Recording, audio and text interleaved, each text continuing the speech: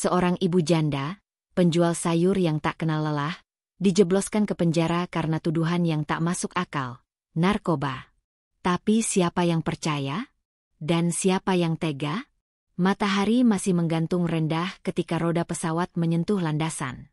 Randy menghela napas panjang di balik jendela kecil kabin. Seragam lorengnya masih rapi, meski hatinya compang-camping oleh rasa rindu. 3 tahun bertugas di perbatasan membuatnya mendamba satu hal saja. Pelukan ibu di depan rumah kayu yang dulu selalu menyambutnya dengan senyum dan bau masakan sederhana. Namun, alih-alih pelukan, yang menyambutnya di bandara hanyalah sunyi. Tidak ada ibu. Tidak ada kabar. Bahkan nomor teleponnya sudah tidak aktif sejak seminggu lalu. Randy langsung bergegas ke kampung, hanya membawa satu ransel, dan sejuta tanya dalam dada. Sesampainya di kampung halaman, suasana terasa aneh. Beberapa tetangga menatapnya dari balik jendela, sebagian lain menunduk dan buru-buru menghindar. Rumah kayunya tertutup rapat, lampu teras mati, dan halaman tampak terbengkalai. "Bu, ini Randy," panggilnya lirih di depan pintu. Tak ada jawaban. Hanya desir angin dan decit engsel pintu pagar yang nyaris lepas. Akhirnya seorang tetangga tua, Pak Sarman, datang menghampiri. Wajahnya muram, dan suara seraknya bergetar saat berkata, "Randy, ibumu, ditahan polisi. Sudah 2 bulan." Dunia Randy runtuh seketika. "Ditahan? Kenapa?" tanyanya, nyaris tak percaya.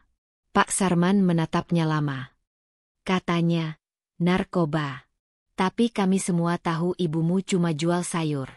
Tak masuk akal. Ada yang aneh sejak Pak Darwin itu pindah tugas ke sini. Nama itu menusuk. Ibtu Darwin. Polisi dengan reputasi kelam, yang pernah berselisih dengan ayah Randy semasa hidup. Tanpa pikir panjang, Randy bergegas ke kantor polisi. Namun setibanya di sana, ia ditolak mentah-mentah. "Kamu siapa? Ini bukan urusanmu," bentak seorang polisi jaga. "Aku anaknya. Ibu saya bukan penjahat. Saya ingin lihat dia sekarang."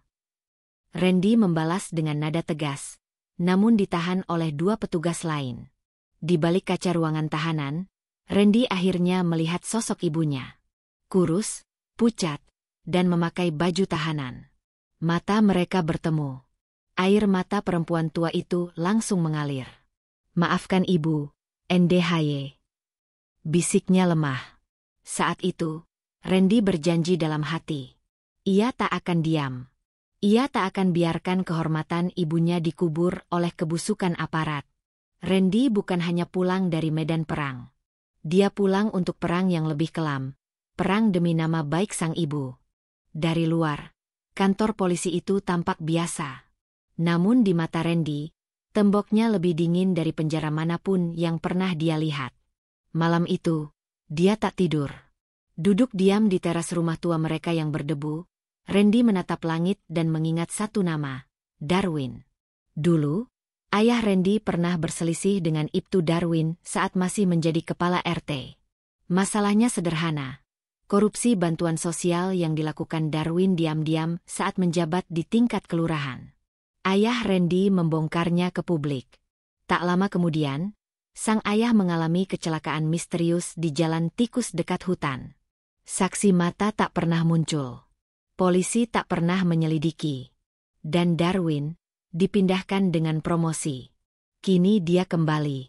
Dan ibunya menjadi korban. Esok harinya, Randy mulai menyusun langkah.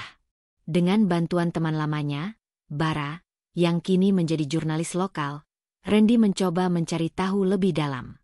"Kau yakin dia yang menjebak ibumu?" tanya Bara sambil memindai layar laptopnya. Randy mengangguk. Bukti-buktinya terlalu rapi.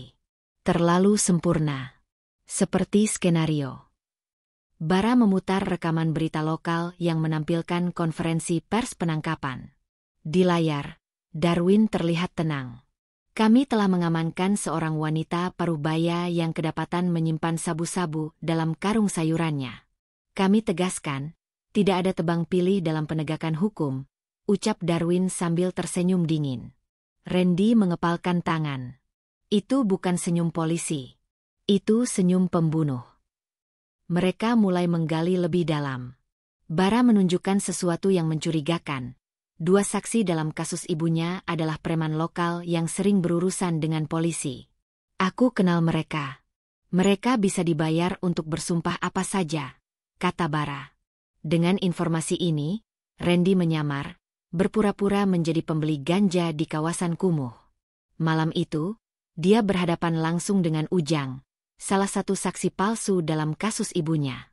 Aku cuma disuruh ngomong begitu, Bang, ujar Ujang gugup saat Randy mendorongnya ke dinding gang. Yang nyuruh Pak Darwin. Dia bilang, kalau nurut, gue bebas dagang. Dan kalau lu nggak nurut, tanya Randy dingin. Ya, tinggal dikasih sabu, terus ditangkap, masuk berita. Gampang. Randy menarik napas panjang, menahan amarah. Kebenaran makin jelas, tapi tetap tak mudah diangkat ke permukaan. Malam itu, dia kembali pulang. Duduk di depan potret almarhum ayahnya, Randy bergumam lirih. Tenang, yah. Randy nggak akan tinggal diam. Mereka kira seragam ini cuma lambang kekuatan. Tapi buat Randy, ini lambang tanggung jawab. Di luar, langit menghitam. Tapi di hati Randy, bara perlahan menyala. Bukan untuk membalas, tapi untuk menuntut keadilan yang dirampas paksa. Hari itu, Randy memutuskan untuk mengunjungi ibunya di rumah tahanan. Bukan hanya rindu, tapi dia perlu melihat sendiri keadaan wanita yang telah membesarkannya sendirian, yang sekarang terkurung karena kejahatan yang tak pernah dia lakukan. Setelah melewati pemeriksaan, Randy duduk di balik kaca pembatas. Ibunya, Bu Marni, tampak lebih kurus, pipinya cekung, dan matanya sembab. Tapi senyumnya tetap ada. Senyum yang selalu berusaha kuat di tengah badai. Randy, kamu sehat, Nak? Suara Bu Marni gemetar, tapi hangat. Aku sehat, Bu. Tapi yang lebih penting, Ibu harus kuat. Aku tahu Ibu nggak salah.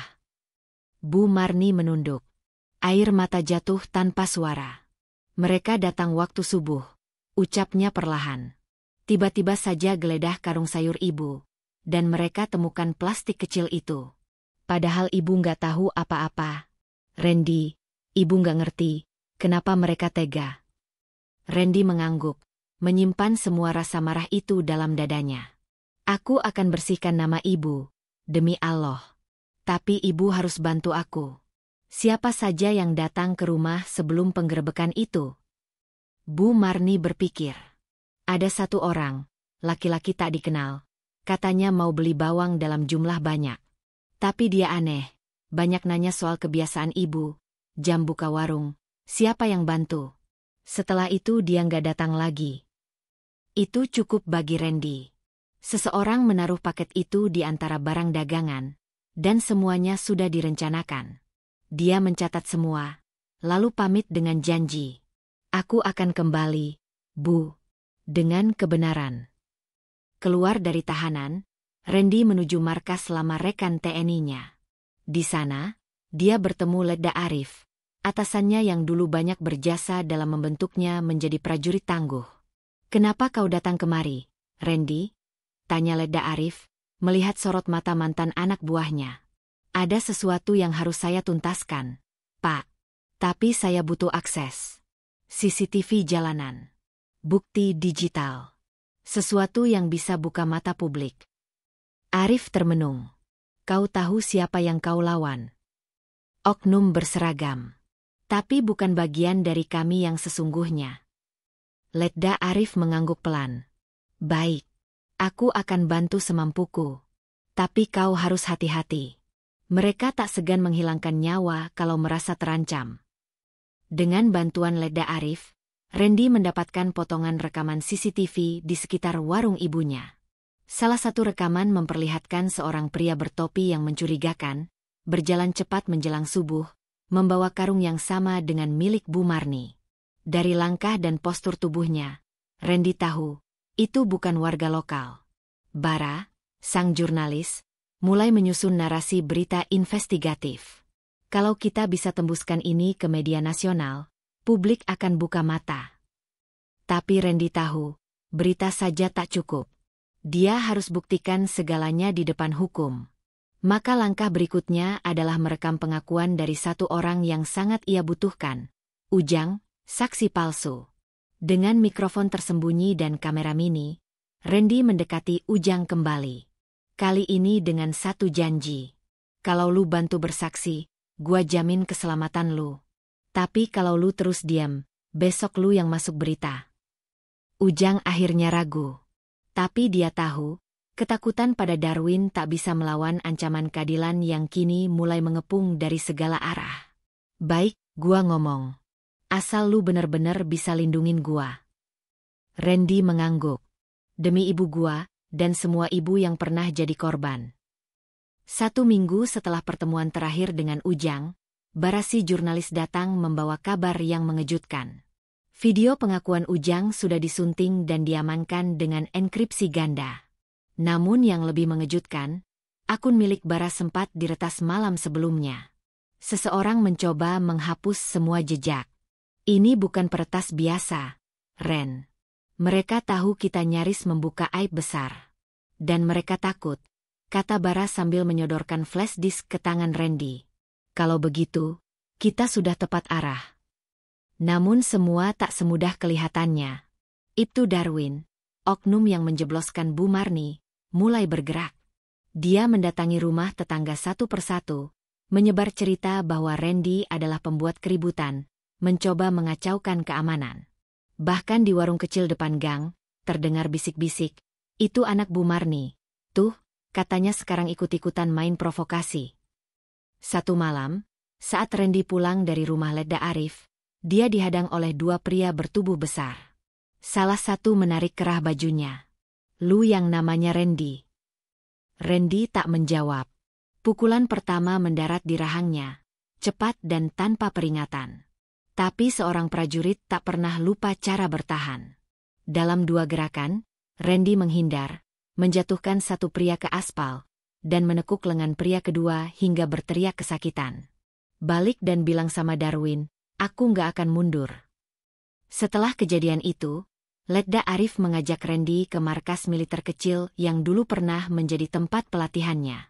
Di sana, mereka merancang langkah terakhir, mengumpulkan bukti, membuat salinan ke beberapa media nasional, dan menyerahkan semuanya ke divisi Propam serta Ombudsman.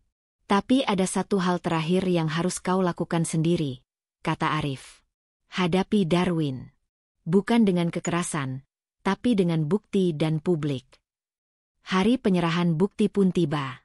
Randy, didampingi Bara, Ujang, dan beberapa aktivis hukum, mendatangi kantor polisi tempat Darwin bertugas.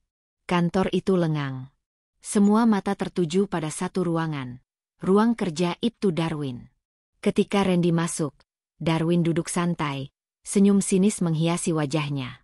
Hebat juga kau. Bikin drama sampai ke media. Aku nggak main drama, Pak. Tapi saya akan pastikan kebenaran disiarkan tanpa sensor. Randy meletakkan tumpukan dokumen di meja Darwin. Di atasnya, satu flash disk kecil berwarna hitam. Itu semua bukti keterlibatan Bapak dalam rekayasa kasus ibu saya. Pengakuan saksi, rekaman CCTV, dan log panggilan. Semuanya akan segera disiarkan ke publik. Wajah Darwin berubah pucat, meski dia berusaha tertawa kaku. Kau pikir itu bisa menjatuhkan aku? Randy melangkah maju, matanya tajam. Saya tidak menjatuhkan, Pak. Saya hanya membongkar. Biar Allah yang menjatuhkan. Darwin bangkit, menatap mata Randy. Tapi saat hendak berbicara, 2 petugas Propam masuk dengan surat perintah penahanan. Darwin melirik kanan kiri, tubuhnya gemetar. Dunia yang selama ini dia kendalikan mulai runtuh. Saat Darwin diborgol dan dibawa keluar ruangan, warga di luar kantor mulai bersorak. Beberapa bahkan menangis. Bukan karena dendam terbalas, tapi karena harapan tumbuh kembali. Namun perjuangan Randy belum usai. Dia masih harus mengawal proses hukum, dan yang paling penting, membebaskan ibunya. 1 minggu setelah penangkapan Ibtu Darwin, suasana di kampung mulai berubah.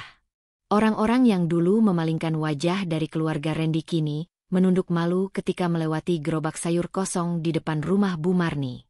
Para tetangga mulai datang satu persatu, membawakan makanan, dan menanyakan kabar.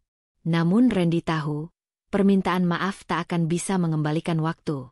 Yang dia perjuangkan kini bukan lagi simpati, melainkan keadilan yang belum sepenuhnya ditegakkan. Sidang pra-peradilan dimulai. Randy duduk di bangku pengunjung dengan mata waspada. Di sisi lain, tim kuasa hukum Bu Marni mulai memaparkan bukti rekayasa kasus yang sebelumnya mereka kumpulkan. Video pengakuan Ujang diputar di layar besar. Semua yang hadir diam.